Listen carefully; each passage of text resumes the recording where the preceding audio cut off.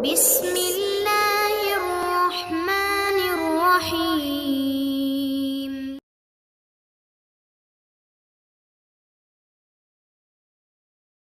Assalamualaikum warahmatullahi wabarakatuh.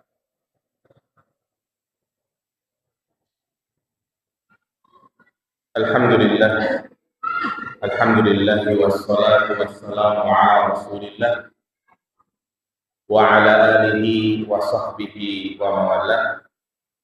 Asyhadu an la ilaha illallah wahdahu la syarika lah wa asyhadu anna Muhammadan abduhu wa rasuluhu la nabiyya ba'dah. Allahumma salli ala Muhammad wa ala ali Muhammad. Amma ba'du ayyuhal ikhwah rahimani wa rahimakumullah. Alhamdulillah, kembali kita dipertemukan di majlis yang mulia ini, Majlisul Ilm, untuk memahami dan mempelajari pesan-pesan Allah dan Rasul-Nya, yaitu menjadi petunjuk bagi kita semua. Tentu tanpa adanya ilmu, maka bagaikan seorang berjalan di suasana yang sangat gelap, dan ilmu itu sebagai cahaya, memberikan petunjuk sehingga kita tahu jalan yang hak dan jalan yang batil. Kita jadi tahu jalan menuju surga dan jalan menuju neraka.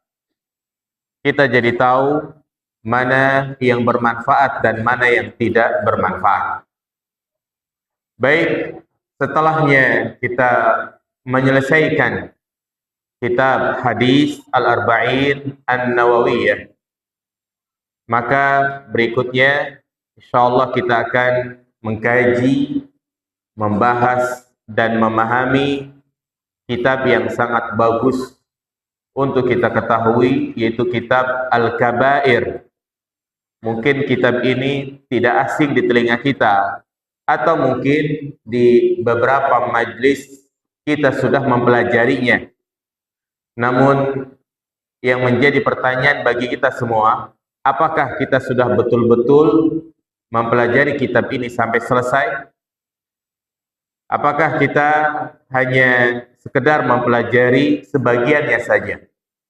Maka insya Allah di majlis ini, ya tepatnya hari Jumat pekan kedua ba'da maghrib, kita akan mengkaji kitab Al-Kabair karya Al-Imam Az-Zahabi rahimahullah ta'ala.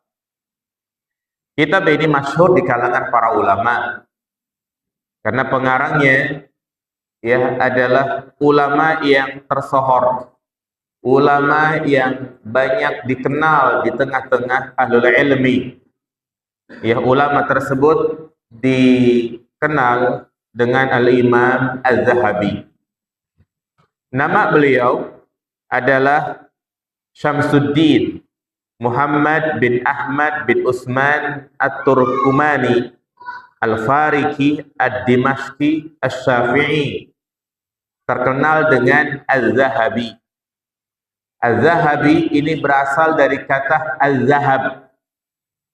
Apa artinya Az-Zahab? Emas. Ya, emas. Kenapa dia dijuluki Az-Zahabi? Karena memang orang tuanya dikenal sebagai pedagang emas.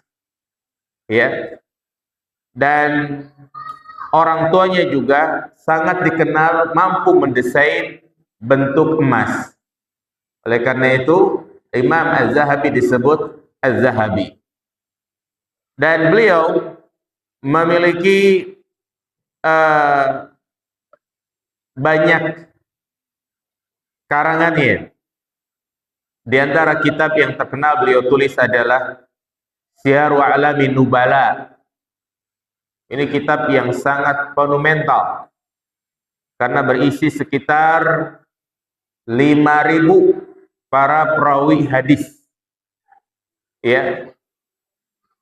Jika kita ingin mengetahui tentang kedudukan seorang perawi, bagaimana sejarahnya, biografinya, maka bisa kita baca kitab Syiar A'lamin Nubala. Ada juga kitab Tarikhul Islam. Dan kitab yang beliau tulis itu bukan hanya 1 jilid, 2 jilid, tapi berjilid-jilid. Tarikhul Islam itu sekitar 15 jilid.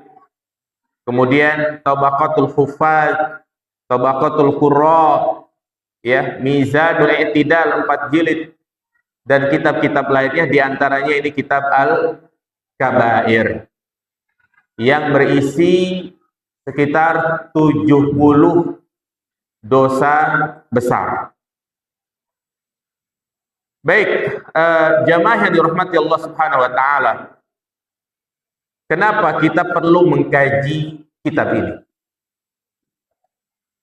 Kenapa kitab ini ya menjadi pembahasan utama kajian kita dan tema yang kita pilih?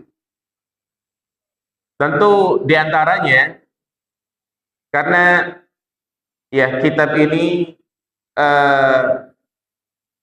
disusun secara sistematis, ya. Sementara kita kajiannya sebulan sekali. Nah, sehingga setiap satu pertemuan kita akan bahas 1 dosa besar. Kemudian juga yang paling penting dari itu, dengan kita memahami al-kabair, yakni dosa-dosa besar, maka kita jadi tahu batasan-batasan Allah Subhanahu wa taala. Kita jadi tahu perkara-perkara yang Allah murkai. Karena kita tidak hanya dituntut untuk mengetahui perkara-perkara yang baik yang bisa menghantarkan kita ke dalam surga, tapi kita juga dituntut untuk mencari tahu perkara-perkara apa saja yang mendatangkan murka Allah Subhanahu wa ta'ala. Jadi nggak cukup kita mempelajari yang baik-baik saja. Sebagaimana dikatakan oleh Hudzaifah bin Yaman, sa'alan nasu anil khair wa kuntu as'aluhu 'anil syarr makhafata ayudrikani. Orang-orang kalau datang kepada Nabi pasti bertanya tentang kebaikan. Amalan-amalan apa saja yang bisa memasukkan ke dalam surga. Amalan-amalan apa saja yang mendatangkan ridho Allah. Itu baik. Tapi tidak kalah pentingnya kita juga harus tahu hal-hal yang dimurkai oleh Allah Subhanahu wa taala. Kalau kita sudah tahu, niscaya kita akan berusaha meninggalkannya dan menjauhinya. Ya. Dalam sebuah syair dikatakan, Arabtu syarra la li syarr wa innama litawaqi wa man lam ya'rifu syarra waqa'a fi. Aku mengetahui keburukan bukan untuk dilaksanakan, tetapi aku mengetahui keburukan sebagai bentuk kewaspadaan. Karena siapa saja yang mengenal kebaikan, tapi dia tidak mengenal keburukan, bisa jadi terjerumus ke dalam keburukan tersebut. Dia tidak sadar, dia tidak paham. Ya, inilah bekal ilmu, bekal untuk menempuh jalan menuju surga dan jalan menuju neraka. Kita kudu tahu antara yang halal dan yang haram. Dan juga pada prinsipnya, kesempurnaan Islam seseorang itu dibangun di atas 2 hal. Jadi sekali lagi, kesempurnaan keislaman seseorang itu dibangun di atas 2 hal. Apa saja itu? Fi'lul ma'mur wa tarkul manhiyan. Melaksanakan segala apa yang diperintahkan baik perintah tersebut bersifat wajib maupun sunnah. Apapun yang Allah dan Rasulnya perintahkan, maka kewajiban kita melaksanakan. Dan yang kedua adalah watarkul manhiyan, meninggalkan segala apa? Larangan-larangannya. Baik larangan tersebut bersifat haram ataupun makruh. Kalau itu adalah larangan, maka tinggalkan. Maka dengan kita menjalankan perintah Allah, menjauhi larangannya, maka ini disebut sebagai orang yang apa coba? Yang bertakwa. Orang yang bertakwa, kuncinya ini. Sebagaimana dikatakan Tolak bin Habib tentang hakikat takwa, anta'mala bita'atillah ala nurin minallah tarju sawaballah. Yaitu engkau melaksanakan apa yang diperintahkan oleh Allah di atas cahaya darinya dan engkau berharap pahala darinya. Wa anta truka maksiatallah ala nurin minallah takhafu iqaballah, dan engkau meninggalkan maksiat di atas cahaya dari Allah karena takut akan azabnya. Inilah hakikat apa? Takwa. Ketika seorang sudah mencapai derajat takwa, al-muttaqin, maka dia pantas disebut sebagai wali Allah. Jadi semuanya itu memiliki keterkaitan. Itulah kenapa penting kita membahas kitab Al-Kabair, agar kita menjadi hamba yang bertakwa. Dan agar kita mencapai derajat sebagai Auliyaur Rahman, kekasih Allah Subhanahu wa taala, yang mana Allah katakan ala inna awliya Allahi la khaufun alaihim wa lahum yahzanun alladzina amanu wa kanu yattaqun. Wali-wali Allah itu tidak akan ditimpa kesukaran hidup, tidak akan ditimpa kegundahan, karena dia tidak takut dan tidak sedih. Siapakah mereka? Mereka adalah orang-orang yang beriman dan bertakwa. Ya. Dan inilah tujuan hidup kita. Tujuan hidup kita berkutat hanya dalam dua hal ini. Dan inilah yang disebut dengan ibadah, yang menjadi tujuan hidup kita. Wa ma khalaqtul jinna wal insa illa liya'budun. Jadi ibadah itu bukan hanya sekedar melaksanakan perintah Allah seperti kita kajian seperti ini, sholat, puasa, zakat, sedekah, membaca Al-Quran dan yang lainnya.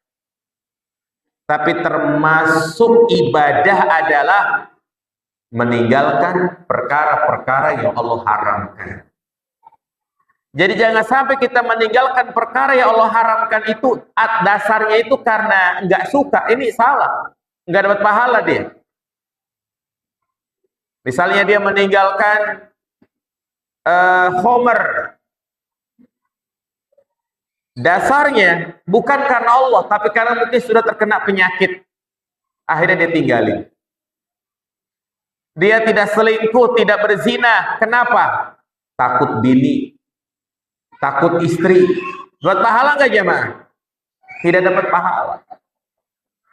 Dia meninggalkan riba, meninggalkan kerja di bank ribawi. Alasannya kenapa? Karena dipecat. Dapat pahala nggak dia jemaah? Tidak. Tapi kalau dia tinggalkan riba karena Allah, karena dia takut akan azab Allah Subhanahu wa taala, maka dia mendapatkan pahala. Ya, tentang dua prinsip ini berdasarkan banyak dalil, di antaranya yang masyhur, hadis yang sudah pernah kita bahas dalam kajian hadis Arba'in An-Nawawi adalah ma nahaitukum anhu fajtanibu wa ma amartukum bihi fa'tu minhu mastata'tum. Apapun yang aku larang kepada kalian maka tinggalkanlah, dan apapun yang aku perintahkan kepada kalian maka kerjakanlah sesuai dengan kemampuan. Iya. Maka dengan dia meninggalkan larangan-larangan Allah, dia menjadi a'badun nas, menjadi hamba yang paling dicintai oleh Allah Subhanahu wa taala. Nabi sallallahu alaihi wasallam mengatakan, ittaqil maharim. Takutlah kalian terhadap perkara-perkara yang haram. Takun a'badan nas. Niscaya engkau menjadi orang yang paling hebat ibadahnya, yang paling tinggi kedudukannya di sisi Allah Subhanahu wa taala. Iya. Jadi hidup itu simpel, jemaah. Hidup itu mudah. Ya. Dan di sini disebutkan ada 70 dosa besar. Ini menunjukkan bilangan yang sedikit sebenarnya. Berarti kan selain dari 70 perbuatan ini semuanya apa? Boleh. Innal halala bayyinun wa innal harama bayyinun. Yang halal jelas, yang haram juga jelas. Jika memang jelas, ya sudah, yang halal kita kerjakan, yang haram kita tinggalkan. Ya. Jadi meskipun dia mencukupkan dengan dua prinsip ini, insya Allah dia dijamin masuk surga. Walaupun mungkin ibadah sunnahnya itu tidak maksimal, kita tetap berusaha maksimal dalam mengerjakan ibadah-ibadah sunnah. Artinya dia pokoknya yang haram ditinggalin. Hanya itu. Apa kata seorang sahabat yang datang kepada Nabi SAW? Ya Rasulullah, ya, aku sholat 5 waktu, berpuasa di bulan suci Ramadan, wa ahlaltul halal, wa haramtul haram, dan aku menghalalkan yang halal dan mengharamkan yang haram. A'adkhulul jannah? Apakah itu bisa memasukkanku ke dalam surga? Apa kata Nabi? Naam, iya. Jadi dengan kita menghalalkan, yakni mengerjakan yang halal, mengambil yang halal, meninggalkan yang haram, itu bisa memasukkan kita ke dalam surga. Iya. Kemudian jamaah dirahmati Allah Subhanahu wa taala, di antara hal penting yang perlu kita sampaikan sebelum kita membahas ya dosa-dosa besar yang disampaikan oleh penulis,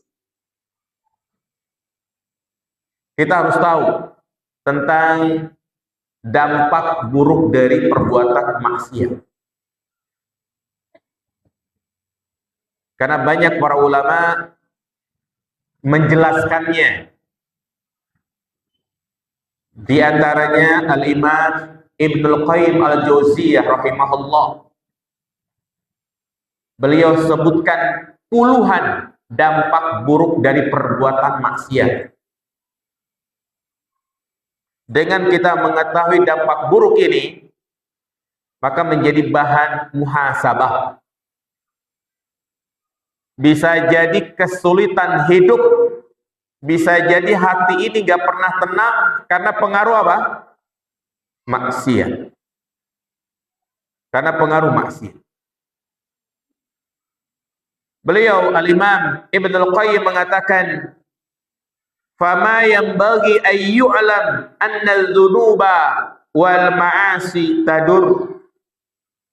Wala budda anna dororoha fil qalbi kadororis sumum fil abdan ala ikhtilafi darajatiha fid darar wa hal fid dunya wal akhirah syarrun wada'un illa sababul dzunub wal ma'asi. Faman alladhi akhrajal abawaini minal jannah daril lazah wan na'im wal bahjah wasurur ila daril alam wal ahzan wal masaib." Beliau mengatakan termasuk perkara yang harus diketahui bahwasanya dosa maksiat baik yang kecil maupun yang besar itu memberikan pengaruh yang sangat buruk, dampak negatif.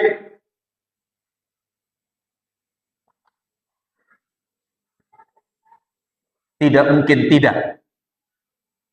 Yang terkadang madarat tersebut merusak hati, sebagaimana madarat yang ditimbulkan oleh racun. Yang mana racun bisa merusak tubuh. Demikian pula maksiat itu bisa merusak apa? Merusak hati. Racun yang sangat berbahaya. Dan tentu pengaruh maksiat ini memiliki tingkatan yang beragam-ragam. Bukankah dosa dan maksiat membuat nenek moyang kita, siapa? Nabi Adam dan Hawa, dikeluarkan dari surga yang penuh dengan kelezatan, kenikmatan, keindahan, kegembiraan, menuju tempat yang penuh dengan penderitaan, kesedihan, dan musibah, yaitu bumi. Dari kejadian ini menunjukkan kepada kita bahwasanya maksiat betul-betul memberikan pengaruh yang sangat buruk. Kemudian beliau menukil perkataan Fudail bin Iyad rahimahullah, biqadri ma yasgharu dzambu indaka ya'zumu indallah, wa biqadri ma ya'zumu indaka yasgharu indallah. Semakin kecil dosa itu terlihat dalam pandanganmu, semakin besar ia di sisi Allah. Sebaliknya, semakin besar dosa itu terasa dalam hatimu, maka semakin kecil di sisi Allah. Artinya, ya, kita harus betul-betul sadar setiap dosa itu, perhatikan, setiap dosa itu baik kecil maupun besar, jangan kita meremehkan. Kenapa? Karena lihatlah kepada siapa kita berbuat dosa. Ya. Jadi tinggalkan maksiat baik yang kecil maupun yang besar, karena dosa kecil itu bisa menjadi besar dengan sebab dia meremehkan. Dengan sebab dia meremehkan. Semakin dia sering melakukan perbuatan dosa, maka semakin tertutup hatinya dengan titik hitam. Itulah yang membuat dia berat untuk beribadah, berat untuk beramal soleh.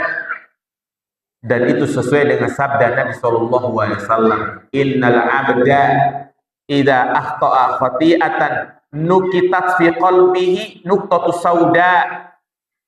Sesungguhnya seorang hamba apabila dia melakukan satu kesalahan, maka terdapat titik hitam di dalam hatinya.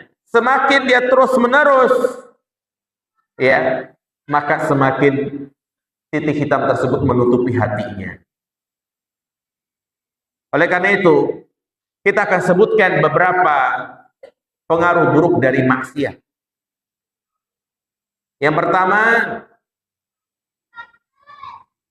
maksiat adalah sebab datangnya musibah. Meskipun musibah itu sudah menjadi sunnatullah, dan kita pun selalu ditanamkan nilai-nilai tauhid, bahwa musibah yang menimpa orang-orang yang beriman itu disebut sebagai apa? Ujian. Musibah yang menimpa para pendosa disebut sebagai azab. Iya.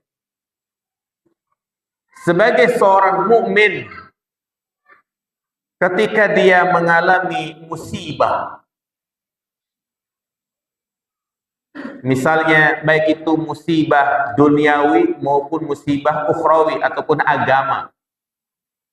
Musibah duniawi ya banyak. Di PHK dari tempat kerjaannya, dia buka usaha ditipu orang, sakit tidak kunjung sembuh, keluarganya hancur, istrinya minta cerai, anaknya sering keluar masuk rumah sakit, atau berbagai macam musibah lainnya yang terkadang kita mengalaminya. Atau termasuk musibah juga Allah cabut rasa qanaah. Bila dibandingkan dengan gaji temannya, dia lebih besar gajinya. Tapi ternyata serba kurang terus, nggak ada rasa qanaah, habis terus entah kemana. Yang ada justru dia hutang terus. Ya, kemarin saya safar bersama jamaah gitu ya, dia cerita gajinya sebulan itu 20 sampai 30 juta. Tapi dia tidak merasa bahagia. Ya.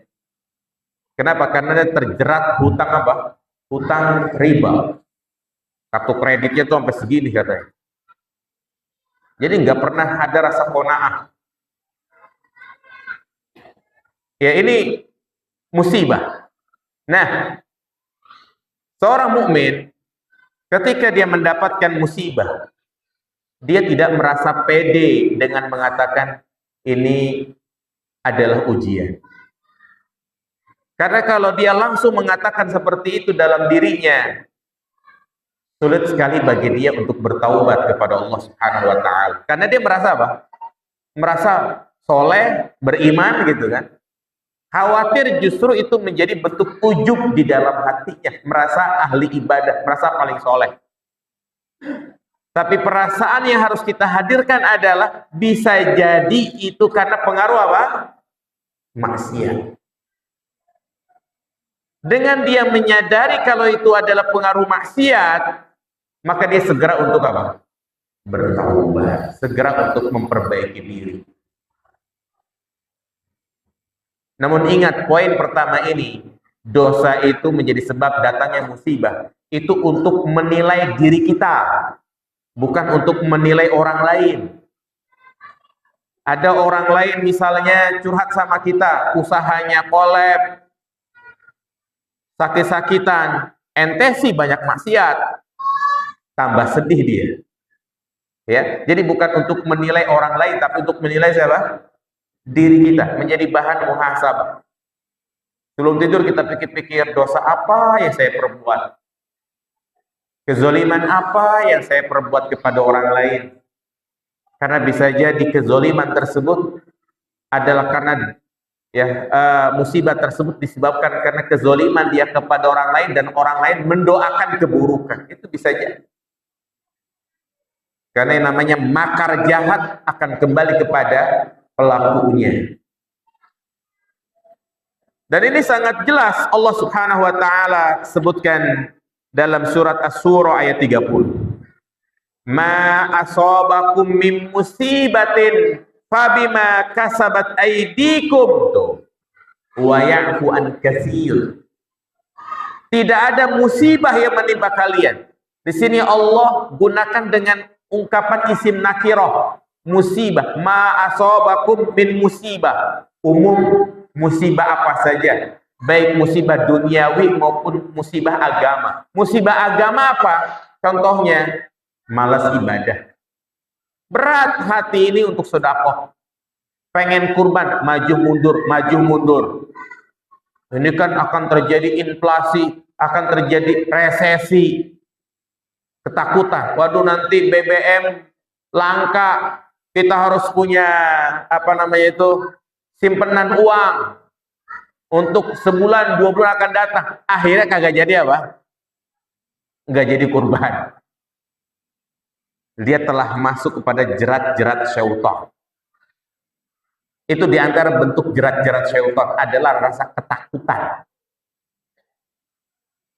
Ya, kurban itu waktunya hanya setahun sekali. Sementara harta bisa kita dapatkan di kemudian hari. Ya, banyak panitia pesan sama saya, Pak Ustadz, ini kok tahun ini nggak seperti tahun kemarin. Tahun kemarin sapi bisa dapat 10, sekarang cuma dapat 2-3. Tolong berikan semangat kepada jamaah untuk berkurban. Ya. Jadi berat dia untuk berkurban. Jangan takut jamaah. Mau terjadi resesi, krisis moneter ataupun yang lainnya, kita punya Allah. Ya. Kita hidup di dunia ini sudah sekian tahun, puluhan tahun, 20 tahun, 40 tahun, 50 tahun. Enggak ada tuh yang namanya BBM langka sampai seminggu, 2 minggu. Pernah nggak ngalamin listrik mati sampai 2 minggu begitu? Pernah nggak jemaah? Enggak pernah. Mau siapapun presidennya, dari zaman Soekarno, ada yang ngalamin di sini? Presiden Soekarno, Soeharto, terus Gus Dur, Prabowo, Jokowi, kita nggak pernah yang namanya ngalamin kelaparan. Pernah nggak makan sampai 3 hari jemaah? Pernah nggak ngalamin jemaah? Nggak pernah.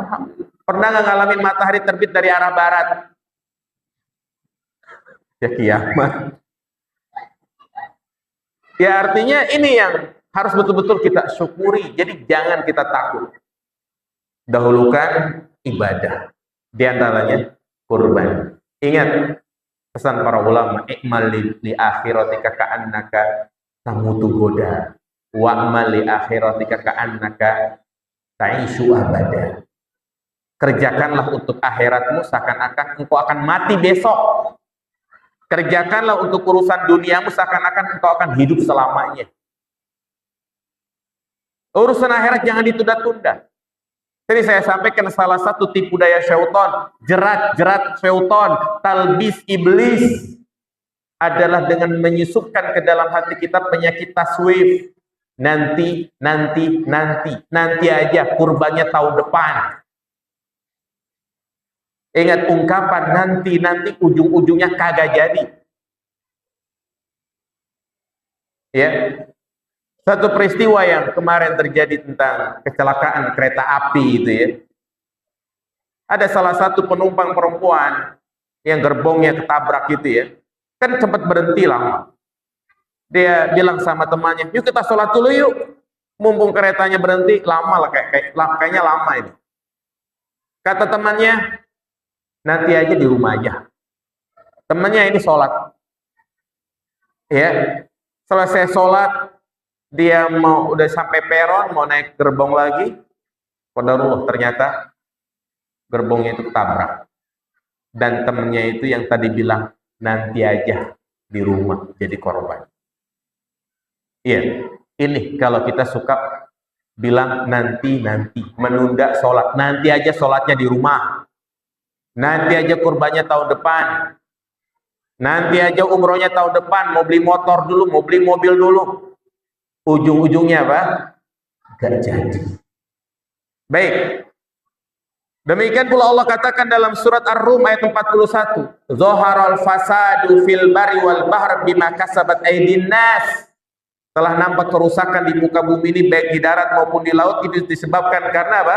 Ulah tangan manusia, yaitu maksiat. Jadi maksiat itu memberikan efek yang sangat luar biasa. Sebab datangnya musibah. Jadi jangan salahkan Allah Subhanahu wa ta'ala. Allah tidak mungkin menzalimi hambanya. Maka ingat, hanya orang fajir, hanya orang di dalam hatinya terdapat penyakit ketika dia terkena musibah, dia malah nyalahkan orang lain. Nyalain Allah. Kok Allah zalim ya? Kok Allah nggak sayang ya? Ya. Justru dikatakan oleh sahabat Ali bin Abi Thalib, ma nuzilal bala illa bizambin wa ma rufi' illa bitaubatin. Tidaklah bala itu turun melainkan disebabkan karena apa? Dosa. Tidaklah bala itu diangkat oleh Allah Subhanahu wa taala melainkan disebabkan karena taubat. Sejarah telah mencatat, Allah Subhanahu wa taala abadikan di dalam Al-Qur'an melalui kisah-kisah umat-umat terdahulu, yang tentu di dalam kisah-kisah mereka ini terdapat pelajaran, bukan hanya sekedar dongeng, karena yang namanya sejarah akan terus berulang dan berulang. Berulang, meskipun ganti orang, ganti kondisi, tetapi yang namanya musibah terus berulang. Dan semua itu Allah sebutkan di dalam Al-Quran. Tidaklah Allah Subhanahu wa ta'ala mengusir iblis laknatullah, melainkan disebabkan karena kesombongan di dalam hatinya. Allah mengirimkan angin topan yang sangat dahsyat yang menghantam kaum Ad, yang membuat mereka mati bergelimpangan. Bangunan-bangunan kokoh yang mereka bangun luluh lantak. Yang sebelumnya Allah berikan nikmat yang sangat besar. Karena itu juga di antara sebab dosa itu adalah dicabutnya apa? Nikmat. Allah katakan dalam surat Al-Fajr, Irama zatil imad allati lam yukhlaq misluha fil bilad. Mereka mampu membangun bangunan yang tinggi, gunung-gunung dipahat menjadi hotel berbintang. Itu kemampuan mereka yang belum pernah dibuat oleh orang-orang sebelumnya. Tapi Allah binasakan mereka dengan dikirimkan angin topan yang sangat dahsyat. Disebabkan karena apa? Maksiat. Fir'aun dan bala tentaranya Allah berikan nikmat yang sangat luar biasa.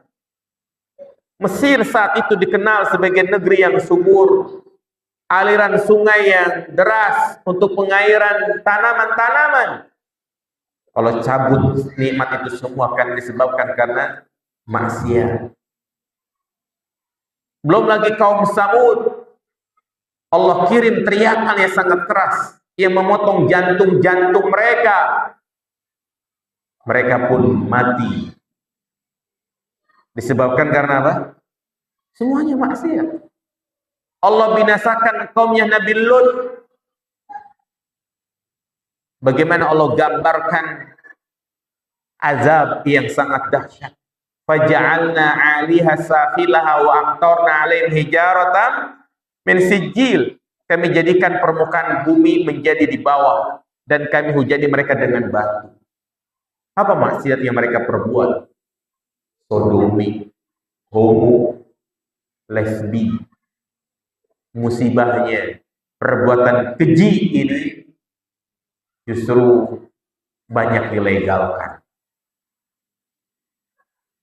Medsos di Facebook, di IG, itu kadang ada konten-konten kreator, channel-channel yang menayangkan pasangan sama jenis.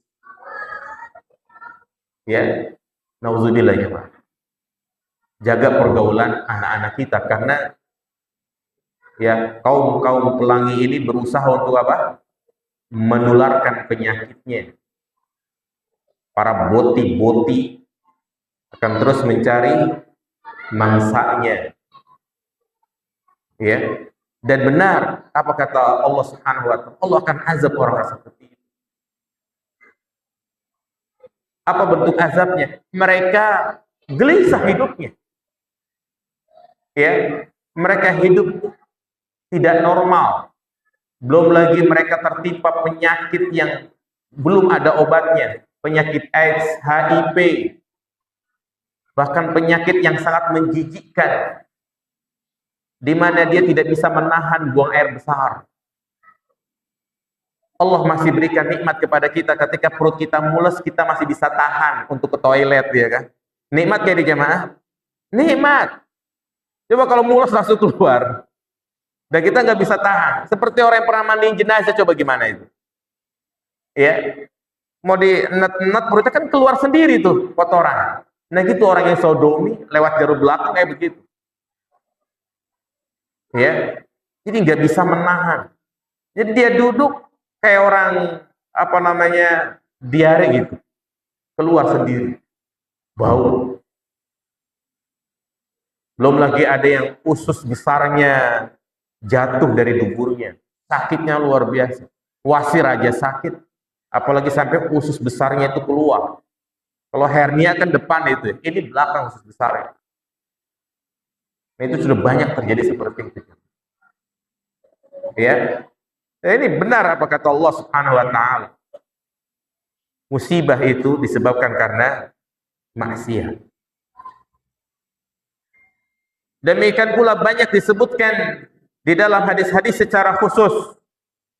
Syirik, riba merajalela, tunggu saja kehancuran.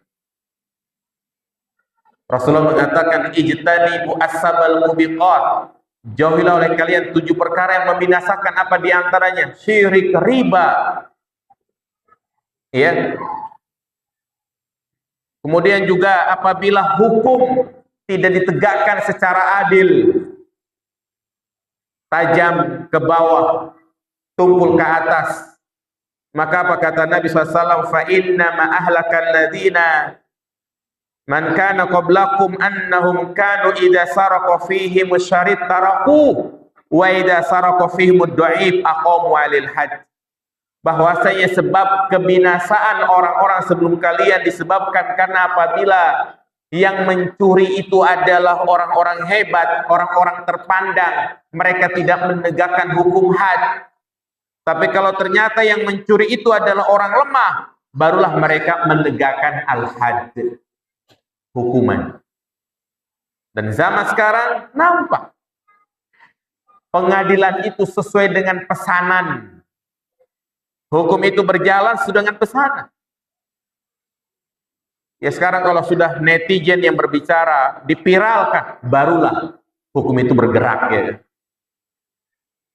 Ya, kasus-kasus pencabulan kalau tidak dipiralkan, ya mereka tenang-tenang saja. Kalau duit belum masuk, hukum itu nggak berjalan. Itu kenyataan yang ada. Sampai kapanpun kalau ya rakyat di suatu negeri masih berani melakukan hal seperti itu, jangan harap. Jangan harap kita mendapatkan kesejahteraan. Baik, zina. Apa kata Umar bin Khattab? Dia meriwayatkan hadis dari Nabi SAW. Ya ma'syaral muhajirin, khamsun idza betulitum bihinna wa a'udzu billahi in tadrukuhunna. Wahai kaum muhajirin, ada 5 perkara yang apabila kalian terjerumus ke dalamnya, niscaya kalian akan diberikan hukuman. Dan aku berlindung kepada Allah agar kalian tidak mendapatinya. Yang pertama, lam tazharil fahishatu fi qaumin qattun hatta yu'lanu biha illa fashahu fihim ta'un wal auja' allati lam takun madat fi aslafihim alladhina madaw. Tidaklah nampak perbuatan keji, yakni zina, di suatu kaum sampai zina itu diumumkan, yakni dilegalkan. Illa fashahu fi ta'un, melainkan mereka akan ditimpa wabah ta'un dan penyakit yang belum pernah ada di zaman sebelumnya. Ya, itulah tadi penyakit AIDS, penyakit kelamin. Ya.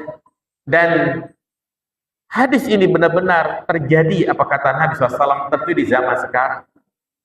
Kalau dulu mungkin ya adanya alokasi khusus gitu ya. Tapi kalau sekarang terang-terangan, penginapan berupa hotel, villa, kalau dulu kan minimal 24 jam. Sekarang apartemen, kontrakan, ya villa, hotel disewain cuma 2 jam, 3 jam. Buat apa coba itu? Ya. Dan banyak para pengusaha hanya untuk meraup keuntungan. Dia tidak melihat yang nyewa itu pasangan suami istri yang sah atau tidak. Maka wajib antum yang punya kontrakan untuk memastikan yang kontrak itu minta KTP-nya dan minta surat nikahnya. Jangan sampai 2 pasangan kumpul kebo. Kenapa? Karena dosa zina nanti kita akan bahas. 40 rumah darinya akan dilaknat oleh Allah Subhanahu wa taala. Penyakit. Penyakit jemaah. Kemudian yang kedua, walam yanqusul mikyala wal mizana illa ukhidu bisinin wa syiddatil maunati wa jawri sultan alaihim. Dan tidaklah mereka mengurangi timbangan dan takaran, melainkan mereka akan ditimpa musim kemarau panjang, musim paceklik, wa jawri sultan alaihim, dan pemimpin yang zalim. Pemimpin yang zalim. Yang ketiga, jadi disebabkan karena mengurangi timbangan, mengurangi takaran, Allah Subhanahu wa taala akan timpakan, Allah akan berikan musibah pemimpin yang zalim, wa jawri sultan, pemimpin yang zalim. Jadi benar tentang kaidah yang sering kita bahas, bahwa pemimpin itu cerminan dari rakyat. Pemimpin yang zalim kembali kepada siapa? Rakyat. Yang melakukan tindakan korupsi, manipulasi data, markup anggaran, bukan hanya di kalangan atas, tapi juga di kalangan bawah. Ya, korupsi dari kecil-kecilan sampai besar-besaran. Contoh nanti pas kurban, banyak kadang orang pada nguntil, ya kan? Ya ini, makanya panitia, kalau bisa dibentuk tim pengawas, diawasin tuh panitia juga, ya kan? Ya, karena kadang timbangan itu kurang, seharusnya cukup, tapi banyak yang hilang. Kenapa itu? Pada apa? Pada nguntil. Kakinya dua disimpan di bawah pohon pisang, ya kan? Dia ngulitin torpedonya dikantongin. Mending dia bawa pulang, dia lupa 2 hari 3 hari bau bangke. Ya, ini kenyataan yang ada dari bawah sampai atas seperti. Kemudian yang ketiga, walam yamna'u zakata amwalihim illa muniu al-qatar. Mereka enggan membayar zakat, meninggalkan zakat mal. Ini menyebabkan tertahannya turun hujan. Illa muni'u al-qatar minas sama. Jadi terjadi kemarau panjang. Seandainya bukan karena binatang, maka Allah tidak akan turunkan hujan kepada mereka. Kemudian yang keempat, walam yanqudu ahdallahi wa ahda rasulih illa sallallahu alaihim adwan min ghairihim fa akhadhu ba'da ma fi aidihim. Dan tidaklah mereka membatalkan perjanjian dengan Allah dan Rasulnya, yakni mereka berbuat maksiat secara umum, melainkan Allah akan jadikan musuhnya itu menguasai mereka. Ya, jadi musuhnya itu menguasai mereka, sehingga mereka mengambil apa yang ada di tangannya. Ya mungkin seperti kasus-kasus di suatu negara yang negaranya subur, loh jinawe, tanaman melimpah, tambang melimpah, tapi ternyata kondisi rakyatnya miskin. Jadi kekayaan alamnya itu diambil para musuh oleh orang-orang kafir. Ini bisa jadi disebabkan karena apa? Mereka tidak peduli terhadap batasan-batasan Allah Subhanahu wa taala. Nah, kemudian yang kelima, wa ma lam tahkum a'immatuhum bi kitabillah wa yatakhayyaru mimma anzalallahu illa ja'alallahu ba'sahum bainahum. Dan disebabkan karena pemimpin mereka tidak berhukum dengan hukum Al-Quran, Allah jadikan hati mereka berselisih, bermusuhan. Ya, jadi ada dalil yang menjelaskan bahwasanya dosa itu memberikan efek yang sangat luar biasa sebab datangnya musibah. Dan ini hadis sahih dikeluarkan oleh Imam Ibnu Majah, disahihkan oleh Syekh Al-Albani dalam kitab As-Sahihah. Kemudian juga Al-Imam Ibnu Qayyim Al-Jauziyah rahimahullah menyebutkan di antara dampak buruk dari maksiat Maksiat menghalangi masuknya ilmu. Kadang ilmu itu sulit untuk dicerna, sulit untuk dipahami. Sebenarnya bukan karena faktor usia. Jangan sedikit-sedikit kita jadikan faktor usia sebagai kambing hitam. Toh para sahabat yang bermajlis bersama Nabi SAW, apakah semuanya masih pada muda? Apakah seusia SD, SMP? Tidak. Ada yang 30 tahun, ada yang 40 tahun, bahkan mungkin ada yang 50 tahun. Tapi mereka mudah untuk mendapatkan ilmu. Maka salahkan terhadap diri kita ketika kita misalnya belajar, menghafal, sulit untuk bisa memahami, itu bisa jadi karena pengaruh apa? Maksiat. Ya. Beliau mengatakan hirmanul ilmi fa innal ilma nurun yakzifuhu Allahu fil qalbi wal maksiyatu tudfi'u dzalikan nur. Di antara dampak buruk dari maksiat adalah ilmu sulit diterima, sulit untuk dicerna, padahal ilmu adalah cahaya yang Allah masukkan ke dalam hati, sedangkan maksiat itu akan memadamkan cahaya tersebut. Kisah yang mungkin sering kita dengar tentang Al-Imam Asy-Syafi'i.